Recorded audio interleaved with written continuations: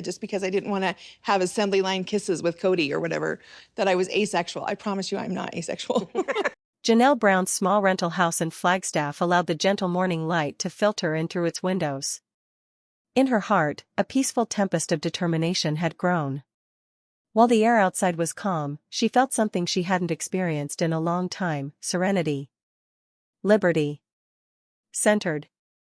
Padding across the floor in her fluffy socks and brewing herself a cup of tea in the kitchen, Janelle moved with peaceful confidence. The production crew had gotten there ahead of time, quietly setting up in the background. She already knew, today would not be typical. Kody was visiting. He insisted on talking to her in person, saying there was something important he had to discuss. But Janelle did not blink. She wasn't trying to prove anything anymore. Kody Brown was driving across town, both hands locked on the steering wheel. His eyes were puffed up, wearied from a sleepless night. Robyn had goaded him into this. Yesterday, she had said to him, "You need to make things right with Janelle. Repair what you destroyed." And Kody was no longer sure himself what he was trying to repair. Hi, everybody, welcome back to Reality Recap. Don't forget to thumbs up this video. What was once one family had broken, dispersed like the pieces of a shattered mirror. Outside Janelle's door, Kody hesitated, taking a deep breath before entering. Janelle waited, arms folded across her chest, face inscrutable. "Janelle," he started in a hushed, practiced voice, "I've been thinking. There's something I need to discuss." She cocked an eyebrow, patient. "I think we can rebuild, start over. I'm sorry things ended the way they did." "Robyn believes," she interrupted him with laughter. It was deep and boomed through the room. It wasn't sarcastic, like so much of it was online, but genuine. Even the cameraman dropped his lens, taken aback by the noise. "You think I'd show up just because Robyn asked you to tell me that?" she asked incredulously. "That's your pitch?" Kody's face contorted with confusion and wounded pride. "You don't have to mock me," he replied. "Oh, but I do," she said, wiping at a tear.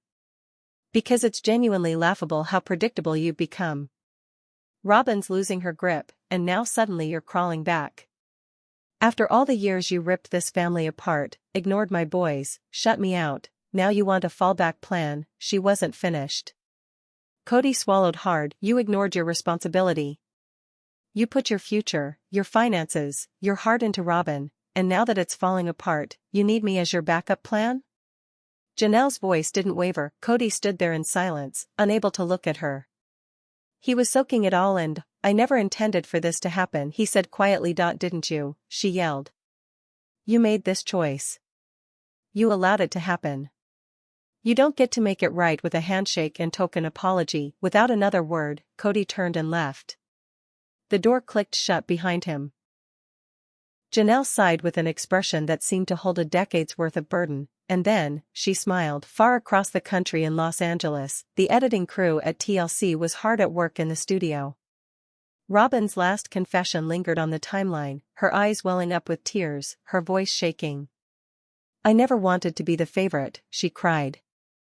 "I just wanted to bring everyone together." Melissa, the senior editor, rolled her eyes. "How many times is she going to use the line?" she grumbled. The assistant editor joined in. "No one believes it anymore. Focus groups hate this scene. They say it's fake." Sighing deeply, Melissa leaned back, then clicked and dragged Robyn's final tearful moment off the timeline and into the archive folder. "Gone. We're cutting her out," she said. "This isn't her redemption arc anymore. It's Janelle's moment now." That evening, out under the big desert sky, Janelle sat on her patio sipping wine. The cool evening air was still when her phone vibrated. A text from Mary. "He tried it with me too. Said he needed me. I told him to talk to Robyn. P.S. I heard you laughed in his face." Legendary. Janelle snorted and responded. "It felt good. I didn't realize how ready I was to be done until I said it." Then another buzz. Christine, Queen Energy. "We're watching the rough cut. Editors axed Robyn's final scene. This is your show now." Janelle placed the phone on the ground and gazed up at the stars above. For once, the weight had lifted. Robyn's deleted confession never saw the light of day, but in it, her voice had broken into desperation, her face smudged with mascara. I really think Janelle would change her mind if we all just tried harder. If we gave it time. Yeah, she did change her mind, just not for you, the producer's voice, off camera, as always. Robyn blinked into the camera, obviously shaken. I was hurt, she breathed. But this time her tears fell flat. There wasn't any gravity to them, no sympathy awakened. Why isn't this scene being utilized? She grumbled to no one in general. No response was given. The last montage came on the screen, Janelle and Savannah laughing hysterically as they strolled through a nearby farmer's market. Mary alone hiking in Utah, steady and strong, her eyes fixed ahead. Christine and truly in hysterics while taping a cooking show. Kody sitting by himself, head in hands, on the front porch of Robyn's now almost empty mansion.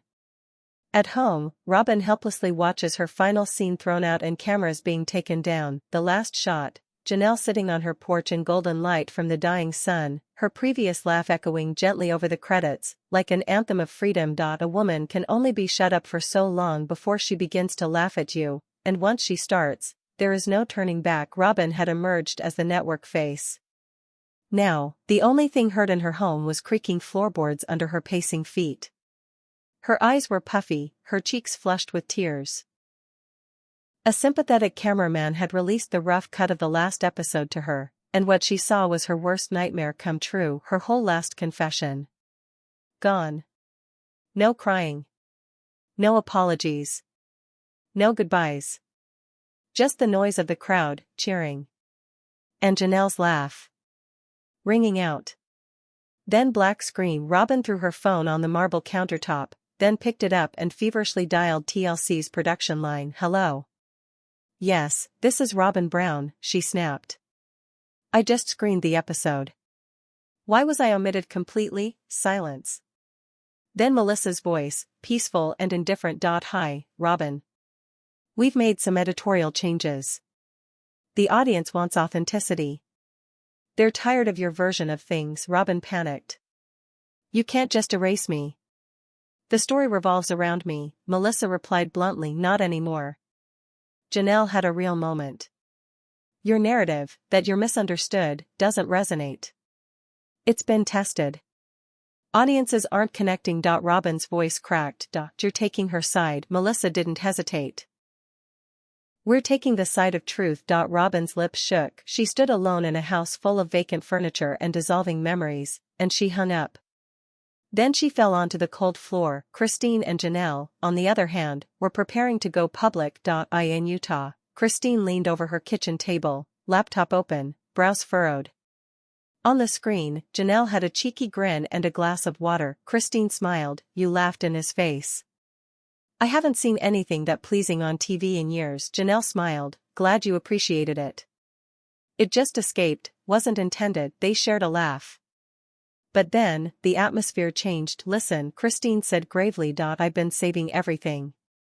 Screenshots, bank statements, voice messages, receipts. From the time Kody allowed Robyn access to the family money from when he borrowed against the LLC to pay off hers. Janelle rocked back slowly. You're saying we go public? Christine nodded. Not on his program. Not some sobbing confession. We share it on our terms. In our own words. Janelle hesitated, allowing it to sink in. She had held her tongue long enough. Let's do it, she finally spoke. They attempted to silence us. Let's give them something they can't edit out. Kody was coming apart. Across town, he sat in Robyn's formerly opulent living room. The house was empty now. 4 months in arrears on the mortgage. Taxes are unpaid. 50% of the furniture is missing. He looked down at his phone. No message from TLC. No plan B. No Janelle. He spoke out loud, to no one. I sacrificed everything for this family. I tried to guide, but even he knew, nobody believed that anymore. Not even him. The phone buzzed. A new trend was exploding online. Janelle's laugh. Memes. Tweets. TikToks. A digital uprising. Divorced women. Single moms.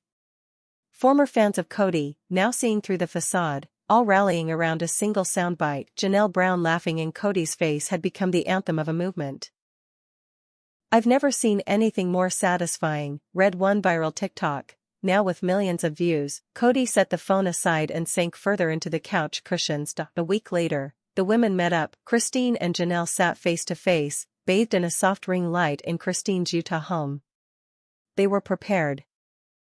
They had brought in their own camera crew, no producers, no scripts. Just their truth. On camera, Christine began, "For years, we've let others shape the story. That ends now," Janelle added, "We stayed quiet to protect the family. But that silence gave power to the wrong people." For the next 45 minutes, they laid it all bare: income disparities, land scandals, favoritism, emotional manipulation. They exposed how Robyn kept the majority of the earnings while urging producers to leave out anything that might tarnish the family image. Christine closed the segment with clarity: "We're not angry anymore. We're free. And for the first time, we're telling the truth." Then came Mary. After viewing the entire video, she posted the following cryptic message on her Instagram story: "Some of us remained silent because we believed. Some of us remained because we were afraid. But now? It's time to stop pretending." Robyn, holding her phone, sees the viral video of Christine and Janelle play out. Kody, sitting in the darkness by himself, hears Janelle's laughter ringing in his head. Janelle, smiling, strolls tranquilly through a nearby park. Christine hugs her daughters with new strength. "They told us we were the problem. They made us feel small. But in the end, the truth doesn't need permission to be heard." Robyn takes action. In a sparsely lit law firm in downtown Flagstaff, Robyn sat stiffly in front of her lawyer, Margot Dillinger, a crisply dressed woman in her early 50s with a Bluetooth always plugged into her ear. Robyn, shaking, "My narrative's being removed from the show. They're shutting me up with cuts. I need to know what my rights are." Margot heard her out before speaking. "The material belongs to TLC. They own editorial rights under your agreement. Unless they've libeled you, which they have not, you don't have a case." Robyn's voice grew louder. "They're portraying me as the bad guy. I was only attempting to hold the family together." Margot was direct. "Robyn, your problem isn't legal, it's public opinion. You've lost the viewers. Janelle and Christine have stolen the story now." Robyn flinched at the names. Her throat closed up. "They're turning everyone against me," she whispered. "Even Kody shut down. I'm on my own here." Margot leaned forward. "Change the game then. You can't win with producers, so target the platform. Strike at TLC where it hurts: advertisers, deals, pressure. Make it public." Robyn blinked. For the first time in weeks, something flickered behind her eyes: revenge. Inside the headquarters of TLC, damage control meetings were in progress. In a sleek boardroom, a glass table reflected the stress of executives gathered around it. Brad Fenner, head of reality programming, slammed a folder shut at the table's head. "Robyn's threatening to sue," he said flatly. "On one side, we've got a viral sensation. On the other, a PR mess." An assistant interjected. "Christine and Janelle's video reached 6 million views in 5 days. Advertisers are redirecting attention to them." Brad dryly asked. "And what about Kody?" A producer responded with a sigh, uploading videos of himself weeping in his truck, rambling on about spiritual betrayal. Groans echoed throughout the room. Brad finally spoke. "Okay. We turn. No more special favors for Robyn. We go ahead with another spin-off, Christine and Janelle in the forefront. Kody can be included, but he's no longer the star." And then, the curtain opened. Mary, long silent, stunned fans by posting a scanned internal family document to her Patreon subscribers. The document revealed Robyn had been named sole heir of the family trust, one Kody had quietly transferred into a private holding. Janelle and Mary's names had been removed from the property drawings. And those hefty royalties Robyn had received? The rest of the family never saw them. The internet lit up. Die-hard fans cried out to TLC, why had Robyn been shielded for so long? Robyn, once again by herself, paced in the darkness, gazing at the family photograph hallway now stuck in time. Kody, phone in hand again, replayed Janelle's laughter, repeatedly. But elsewhere, the future had already started. On a new bright stage with lights shining and crew applauding, Christine and Janelle strode confidently into shot. Mary, staring directly into her phone camera, appeared unafraid, strong, self-sufficient, and tired of waiting for approval. Cameras, lights. Freedom.it was the first day of shooting their new show. Working title: Our Truth, Our Way. Among sunflowers, chickens, and non-stop laughter, the women videotaped in Christine's backyard garden. No Kody, no filters, no silence this time. Standing before the camera, Christine declared, "We were taught to believe that sacrifice was the greatest virtue, that obeying God would mean obeying our husband. But nobody ever taught us that losing yourself in silence is not sacred. It's tragic." Janelle nodded on either side of her. "They said our voices didn't count. But this show, this is our voice." Raw, their entirely female, close-knit production team was independent of TLC. They had no tolerance for outside control. The first complete episode would be owned lock, stock, and barrel by their own LLC and made available independently on YouTube and other platforms. Off camera, a producer yelled out, "Ladies, the trailer just reached 8.6 million views. And Netflix just called in November 2021, on Sister Wives Season 19, Christine Brown broke up with her 27-year spiritual marriage to Kody Brown, saying she lacked romance and emotional intimacy. When she discovered Kody preferred his fourth wife, Robyn, Christine left for Utah seeking tranquility and bliss. By 2022, she was introduced to David Woolley via a dating app. Their romance was rapid, engaged in April 2023, wedded in October. In stark contrast to the tense and aloof relationship she shared with Kody, Christine's relationship with David was openly loving and based on love. They exchanged affectionate Instagram posts, lively on-screen spats, and real chemistry. Christine referred to David as her soulmate, something she never said to Kody. Throughout Sister Wives Season 19, their affection was palpable. But for Kody, seeing his ex-wife fall in love with another man, in the public eye and with gleeful abandon, possibly wasn't easy. In a one-on-one sit-down with host Suki Krishnan at the Tell All special, Christine spoke candidly about her spiritual marriage to Kody. After almost 3 decades, she confessed there had been a huge absence of closeness and emotional intimacy.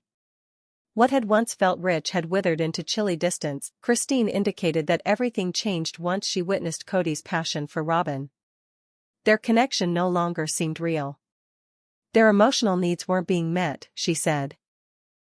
And in retrospect, their sex life seemed mechanical, hollow, and unattached.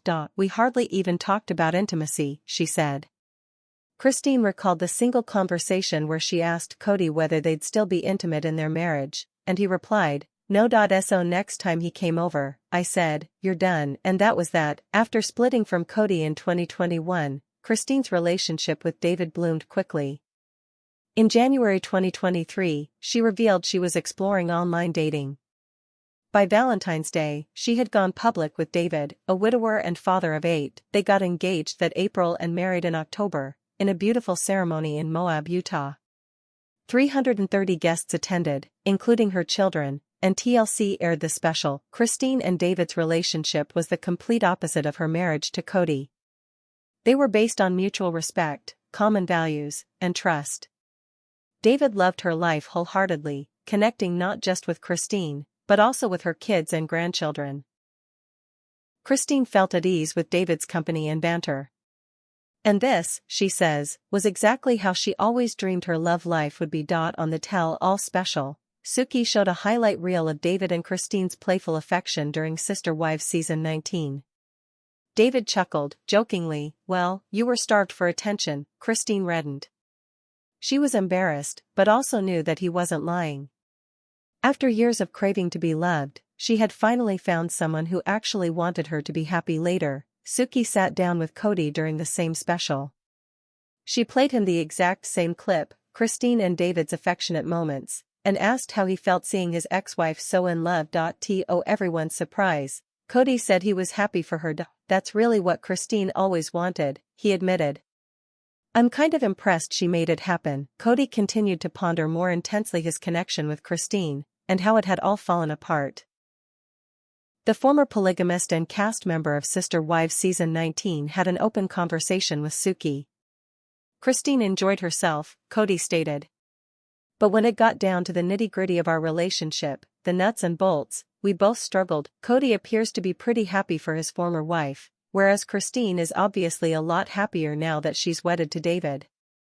Her new beginning is complete, particularly since David, as opposed to Kody, has categorically rejected polygamy. Although some of Christine's 6 children were initially reluctant, fearing the speed at which the romance had unfolded, they eventually rallied behind the couple. The deep affection that exists between Christine and David, combined with their shared devotion to family, has established a firm foundation. Christine feels emotionally safe here in the relationship that she never did with Kody, and that has enabled their love to bloom in ways viewers couldn't help but notice. While Christine's kids did grow to appreciate David fast, they were not all right away okay with the front and center affection. When David first arrived on season 19, he and Christine could be seen snuggling, holding hands, and even sharing kisses in front of the cameras, and occasionally, in front of their children. On the tell-all, fans got to witness how Christine and David's kids reacted to the couple's kissy times. And although it may have seemed awkward for them to see their mom kissing someone other than their dad, they all managed to take it in stride. My mom always needed more physical affection from dad, confessed Janelle Brown, now 22.